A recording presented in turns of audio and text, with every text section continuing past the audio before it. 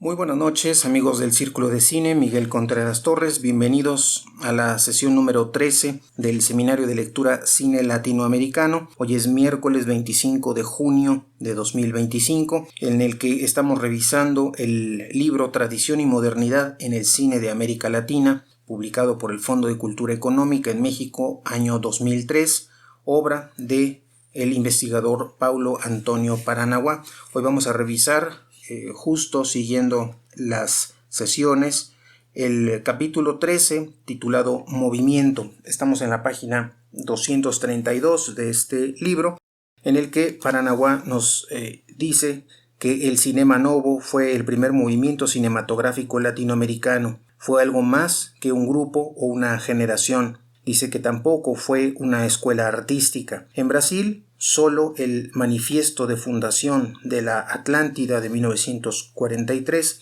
expresa una ambición colectiva. El Cinema Novo surge liberado de una fórmula industrial por el fracaso de las experiencias de los años 50. Tampoco se siente comprometido con una ortodoxia estética. La relación de dependencia del cine brasileño respecto a la producción importada aparta el Cinema Novo de la falta de compromiso con la reforma de las estructuras vigentes, como ocurrió con la Nouvelle Vague francesa. Nelson Pereira dos Santos, precursor del movimiento, va a articular en su propuesta renovadora expresión y producción. Tanto Alberto Cavalcanti como su reemplazante Viani presienten y prefiguran ya el papel emblemático que adquiriría el Nordeste en las pantallas del Cinema Novo. Sin embargo, Alex Viani, quien nació en 1918 y falleciera en 1992, Viani se acercará a la nueva generación como crítico e historiador, mas no como realizador, contrariamente a Nelson Pereira dos Santos. El Cinema Novo propone una ruptura con el pasado, por un radicalismo típico de los años 60, facilitado por la falta de continuidad característica de la historia del cine brasileño. En el campo del cine, el pasado no pesaba por exceso, sino por carencia, y no justificaba la muerte del padre ni siquiera de forma simbólica. A continuación, Paranaguá va a hablar de la eclosión del Cinema Novo y menciona como la influencia de la crítica francesa y su, entre comillas, política de los autores va a ser importante, la formación de un significativo número de profesionales en las escuelas de cine europeas, el auge de la cultura cinematográfica, con el movimiento de cineclubs disputado y polarizado por los comunistas y los católicos, el surgimiento de nuevas tecnologías, con su contribución a la renovación del documental y a la transformación del lenguaje de la ficción. Habría que añadir, dice Paranaguá, el peso decisivo de factores extra cinematográficos. El Cinema Novo es socialmente un subproducto del movimiento estudiantil y del Centro Popular de Cultura, con énfasis en la música, el teatro, la literatura, las artes plásticas y la arquitectura. La integración del cine con las demás expresiones de la cultura brasileña nunca había sido tan íntima. La afiliación entre el modernismo literario y el Cinema Novo tiene su mejor representación en Joaquim Pedro de Andrade. A pesar de sus antecedentes en el estado de Paraíba y sobre todo en Bahía, el movimiento de renovación se concentra en Río de Janeiro, con ciertas expresiones en Sao Paulo. El mimetismo, hasta entonces predominante, va a ser reemplazado por la ambición de una descolonización del lenguaje, una especie de no alineamiento estético. La dependencia, en forma exclusiva, hacia un centro hegemónico se ve contrarrestada por un diálogo ecléctico con otros centros. Sobre todo tendrá presencia importante Europa, aunque también, caso muy particular, también Japón. La autenticidad ya no es una cuestión reducida a la elección de una temática brasileña. Con la perspectiva histórica, el Cinema Novo surge como parteaguas y la renovación de los cuadros del cine brasileño durante la década de los 60 supera los límites de cualquier grupo. Poquísimos directores del periodo anterior se van a mantener en actividad en la década siguiente. Otros cuentan con una actuación episódica. En cambio, los cineastas confirmados en los años 60 prosiguen su carrera después. Dirá Paranaguá en la página 235 que el 30% de la producción de los años 80 está en manos de cineastas debutantes. Antes, el cine brasileño debía responder a los parámetros de los modelos dominantes y a las convenciones de los géneros vigentes. En cambio, el cinema novo fue carioca y paulista, mineiro y nordestino.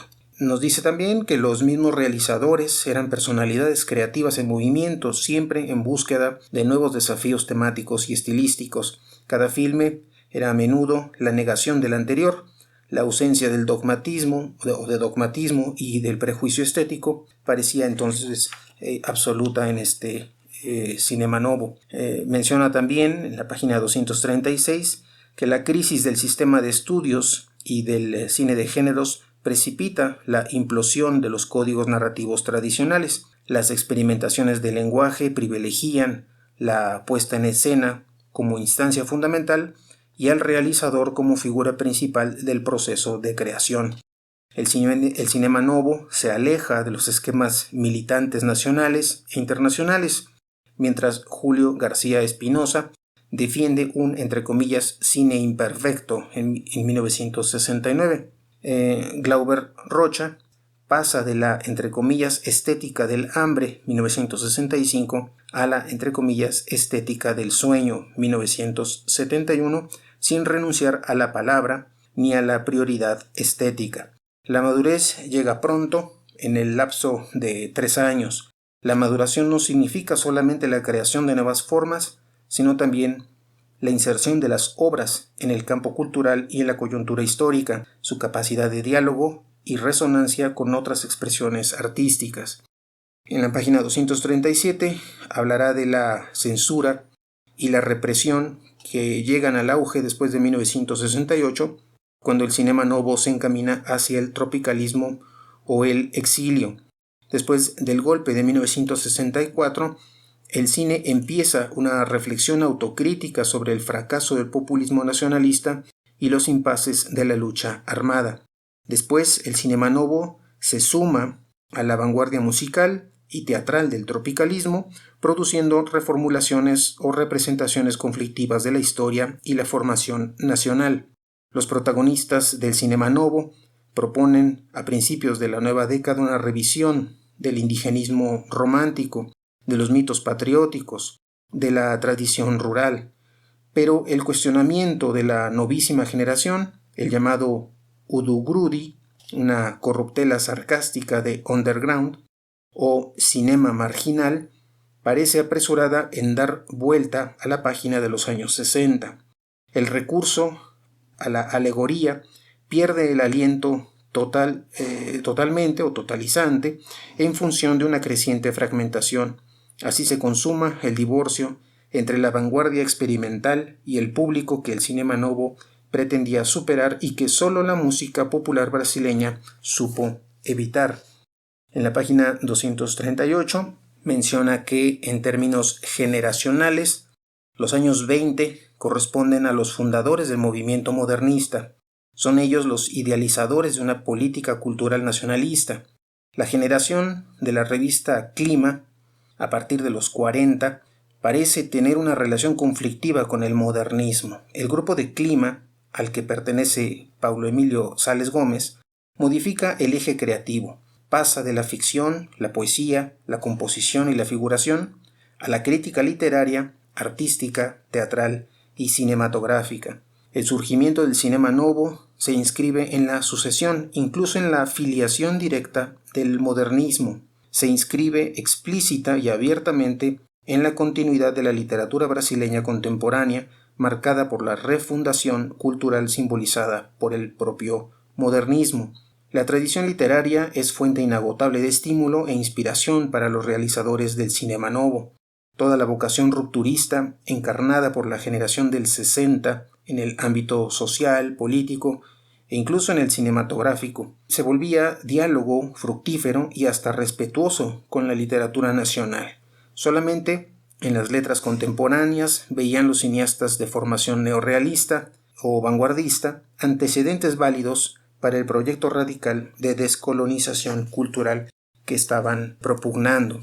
La ambición, dice Paranaguá en la página 240, ampliamente compartida por el Cinema Novo de inventar un nuevo lenguaje fílmico, corresponde absolutamente al proyecto de los escritores y artistas modernistas. Dice Paranaguá en uno de estos párrafos de la página 240, tal como ocurrió con las anteriores generaciones, hay una nueva modificación del eje de creación en los años 60, puesto que las artes del espectáculo ocupan ahora un lugar preeminente y estimulan incluso la performance del artista. Dirá también Paranaguá que la nueva actitud crítica de la generación de posguerra no estuvo ausente en la relectura de la antropofagia propuesta por el tropicalismo. Tropicalismo y cinema marginal proponen una rearticulación entre nacionalismo y cosmopolitismo, entre cultura de masas y cultura individual. Si el modernismo adquirió estatuto académico, nunca estuvo tan presente en el centro de la especulación intelectual como en los años de afirmación e irradiación del Cinema Novo. La relación con la literatura tal vez constituya otra diferencia entre el Cinema Novo, el nuevo cine argentino y los ímpetus renovadores en México, en el cine mexicano. De los mayores, solo José Revueltas mantuvo el diálogo y la colaboración con los estudiantes y los cineastas de la generación de 1968. México y Argentina parecen emular o acompañar el boom de la narrativa latinoamericana, al paso que el Cinema Novo trata de reanudar el hilo perdido de las vanguardias de principios del siglo XX. En la medida en que los directores del Cinema Novo prosiguen su obra, la implosión del grupo no agota la cuestión de la continuidad o no del movimiento. La filmografía del Cinema Novo es problemática, dice Paranaguá, dentro y fuera de la década prodigiosa de los 60. El Cinema Novo revitaliza a tal punto el panorama que se convierte en punto de partida de una auténtica tradición. Sin este marco de legitimación cultural representado por el Cinema Novo, el pasado habría desaparecido completamente en la indiferencia general. La única referencia en materia audiovisual sería la televisión, efímera por su misma esencia.